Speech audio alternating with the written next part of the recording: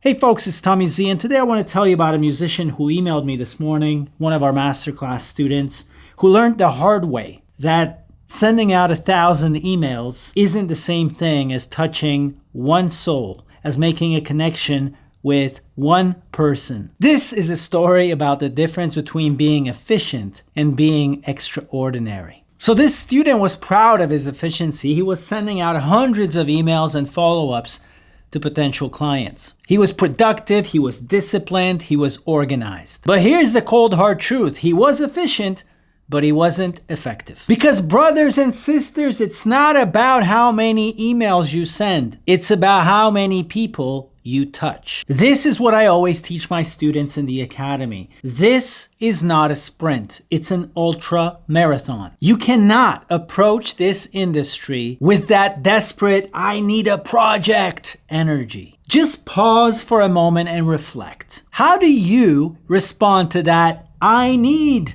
energy from others? Because that needy energy really comes across in everything you do. It comes across in your emails, in your DMs. It's all about me, me, me. I need.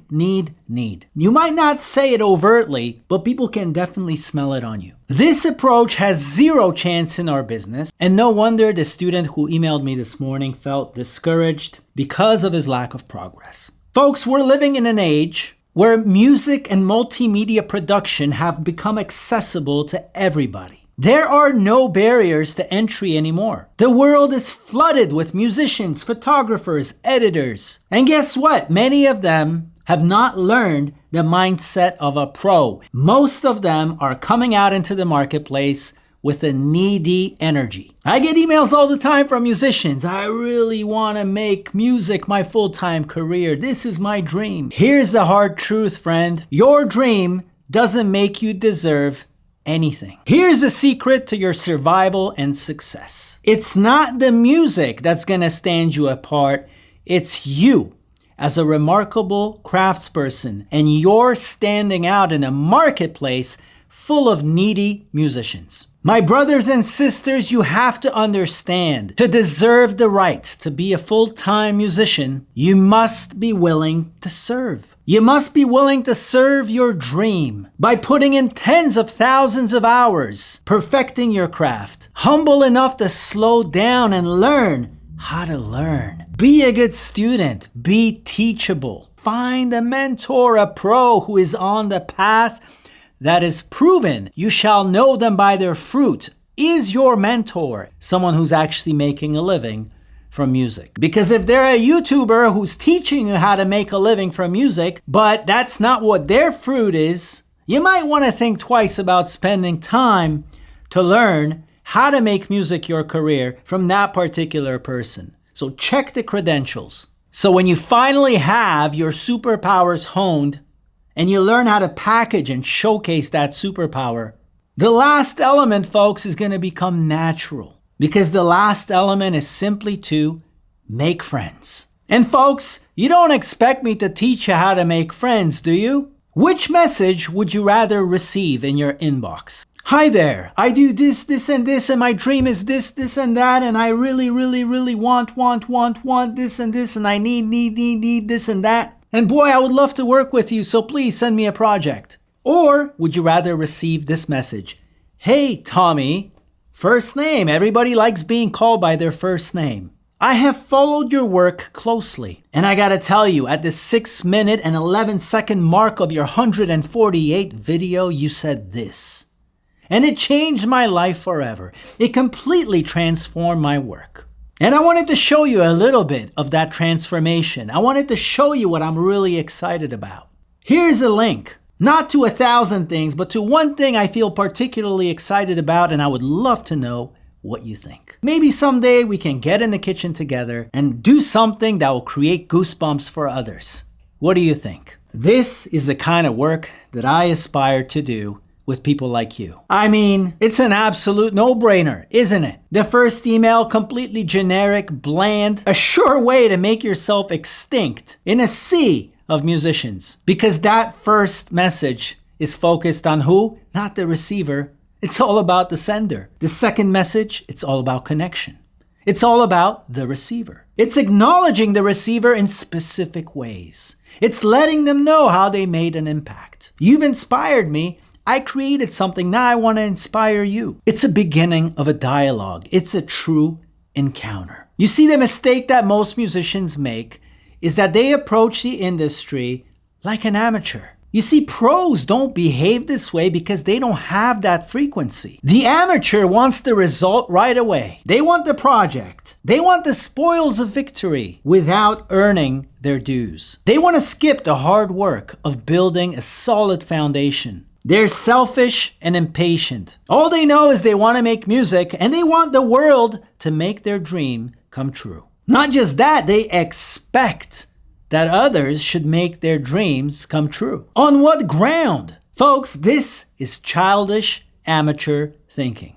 You gotta understand, as technology advances, as automation and AI improves, as the robots get better at creating music, progress is not about sending more needy emails to more potential clients. That is the amateur mindset. The pro mindset, progress is patience and perseverance in slowly and methodically improving and honing your craft. This is daily work. Progress is actually working on the stuff that the industry is working on. You are almost pretending that you are already receiving these projects and working on them. You are seeing how your skills in reality measure up to what the industry is doing every single day. That is progress. Now, this requires humility and patience.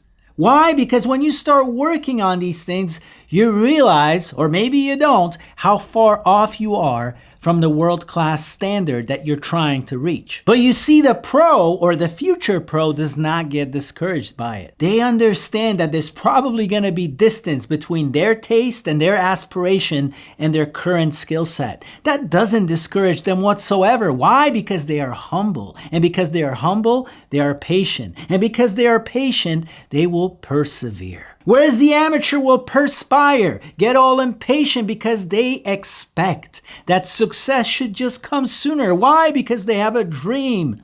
Because they deserve to make music for a living. Folks, this is completely unrealistic thinking. It will make sure that you never get into the business of being a full-time musician. I almost think there are two kinds of people. There are people who are called to be a musician and they are willing to suffer because they cannot imagine themselves doing something else. They're willing to pay a heavy price in order to make their dream come true. And for others, making music is not a true calling. It's merely a whim or a wish. It's not something they're willing to suffer for. And you have to look yourself in the mirror and ask seriously, which one of these musicians am I? It's completely fine if you want to be a hobby musician and just doodle and dabble at night on your boxes. But it's a completely different thing if you feel called to become a full-time musician. It requires a completely different commitment, a completely different willingness to pay the price, to suffer, to build your career on a foundation of hard, disciplined work. And I don't want to make this out to be some kind of a horror film. At the end of the day, we're not putting on a hard hat and descending into a mine, risking our lives to dig coal. We're sitting in front of a computer screen and a DAW to make some music. But still, it's not going to be all fun and games if you want to make it your full-time job. My best advice for making progress in your craft is to literally take the things that the industry is working on and do them on your own. Do thousands of hours of replicating what the best in our business are doing. And once you feel confident, not just because your mom or your grandpa told you or that your feel-good self has told you is already sounding great, you need to consult someone in the industry, someone who doesn't know you very well, they're not emotionally attached to you, who's going to give you an objective opinion about the level of your craft. And once they have verified you're ready to enter the business, that's when progress becomes learning how to showcase and how to package your musical superpowers. It's learning how to package not just your skills, but your sensibility as a human being and as a musical craftsperson. Folks, you gotta understand, in an age where AI is starting to create decent sounding music, it's not just about technique anymore. Technique alone isn't enough. Skills alone aren't enough. What you need is to develop a sensibility. a certain frequency. Call it taste, call it style, call it instinct. It's a certain way of doing things that is particular to you, that people will come to resonate with and want to be around. You see, AI is going to figure out how to twist and turn the knobs, but it cannot figure out that thing called unique style, that thing called unique sensibility, that thing called vibe that other people feel when you enter the studio. This is what makes you rare and valuable. Not just the fact that you can create remarkable music, because millions of musicians can do that. The difference is going to be you, your unique taste, your unique approach, your unique feeling and seeing and sensing. This is what's going to keep you surviving and thriving in a world where most musicians are going to become extinct. Why? Because they focus too much on technique. They focus too much on being efficient. Friend, when you become someone who's soaked with thousands of hours of experience, you're going to start oozing sound. You're going to start emanating a musical energy. Every challenge, every question that the industry will ask of you, you're going to step up with intuition, with confidence, with insight. People are going to feel it. They're going to smell it. It's going to be tangible. And this is the 0.1% of our business. These are the things that will set you apart. And don't think just because there's a lot of musicians, there's a lot of competition. You'd be surprised how few remarkable craftspeople there are. Responsive, reliable, revolutionary. Folks, I can tell you for a fact that every year there's probably 50 to 60,000 pieces of content, campaigns, and commercials that need original music, and there's probably around 500 composers that all of the jobs are going to, because they have simply proven themselves time and time again to be reliable, to be responsive, to be revolutionary in the way that they approach these creative challenges. You see, I can teach you everything that I know, but I cannot do the heavy lifting for you of the work that is required for you to become a remarkable musical craftsperson. But here's what I can promise you. When you become remarkable, when you become patient and persistent, and you don't rush the process, when you finally start releasing magic from your studio, giving other people goosebumps, and then you patiently and with perseverance learn how to package and showcase your ability, that will be the moment when you will no longer have to ask for projects. You're simply gonna go out there and you're gonna make some friends. Can you invite a stranger for a coffee and turn them into a kindred spirit? Can you share your work, a work that by this point is remarkable and giving people goosebumps? You don't have to force anyone to watch your stuff. You don't have to force or plead with anyone to work with you, because they want to be around you. They gravitate to your energy. They wish they could have you on their project. It is my firm belief, brothers and sisters, that the future belongs to the remarkable craftspeople. I know AI can make music, but it cannot make magic. And in a world where music making is becoming a commodity, your work, more than ever, is to build your own world. To build your own remarkable world and invite other remarkable people into it. People who will resonate with the world that you have built. And if the world you've built is remarkable, not just because of your skills, not just because you know how to use a plugin, but because of your taste, because of your style, because of your vibe, then your world will be interesting to other interesting people. And guess what? It is interesting people of this world that get the opportunity to work on interesting projects. And guess what? Furthermore, your reel will only be as interesting as the people that you get to work with. And you know what happens next? You start building a movement. Folks, a movement isn't built artificially with mass emails written by AI with automated follow-ups to 1 million people. Are you a craftsperson? Are you an artist? Or are you some kind of assembly line? A real movement with real magic and real spirit is built by those who aspire to be remarkable and refuse to run the race to the bottom.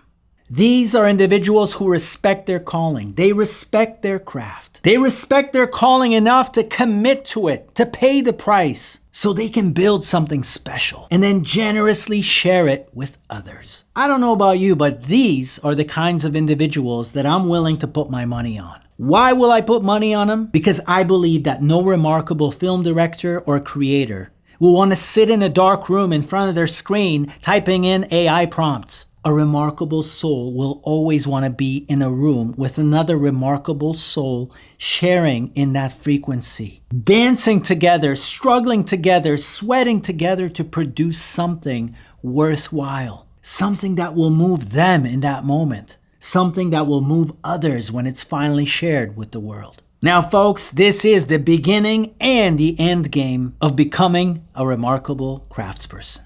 Build your world patiently. Invite others to it lovingly. Give of your talent generously. No matter what happens, as long as you do that, great things will happen. Now, which path will you choose? The path of desperate need or the path of remarkable service?